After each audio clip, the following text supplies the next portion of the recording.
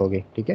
تو حضور صلی اللہ علیہ وآلہ وسلم مدینہ منورہ میں تقریباً 16 سے 17 سال تک بیت المقدس کی طرف چہرہ کر کے نماز پڑھا کرتے تھے، لیکن حضور صلی اللہ علیہ وآلہ وسلم کی یہ خواہش تھی کہ اللہ تعالی ہمیں حکم عطا فرمائیں اور ہم بیت المقدس کی بجائے خانہ کعبہ کی طرف چہرہ کر کے نماز پڑھا کریں۔ تو وہ اللہ تعالیٰ بیان فرما رہے ہیں قد نرا تقلب وجہک فی السماء، کہ ہم دیکھتے ہیں کہ آپ اپنا چہرہ جو ہے وہ آسمان کی طرف بار بار اٹھاتے ہیں، ٹھیک ہے۔ تو اللہ تعالیٰ بیان فرما رہے ہیں کہ ہمیں پتہ ہے کہ آپ اپنا چہرہ جو ہے وہ کیوں بار بار آسمان کی طرف اٹھاتے ہیں، ٹھیک ہے۔ کیوں اٹھاتے ہیں؟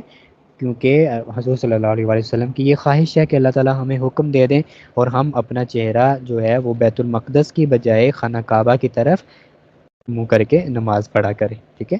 تو پھر آگے اللہ تعالیٰ نے بیان فرمایا فَلَنُوَلِّيَنَّكَ، ٹھیک ہے، قِبْلَةً تَرْضَاهَا، ٹھیک ہے، ہم آپ کو اسی قبلہ کی طرف پھیر دیں گے جس پہ آپ راضی ہیں، ٹھیک ہے۔ تو پھر اللہ تعالیٰ نے حکم دے دیا فَوَلِّ وَجْهَكَ شَطْرَ الْمَسْجِدِ الْحَرَامِ، ٹھیک ہے، کہ آپ اپنا چہرہ مبارک مسجد حرام کی طرف پھیر لیجیے، ٹھیک ہے۔ اور پھر مسلمانوں کو بھی ساتھ میں حکم دے دیا فَوَلُّوا وُجُوهَكُمْ شَطْرَ، ٹھیک ہے، کہ تم جہاں کہیں پہ بھی ہو اے مسلمانوں، تم نے اپنا چہرہ قبلہ خانہ کعبہ کی طرف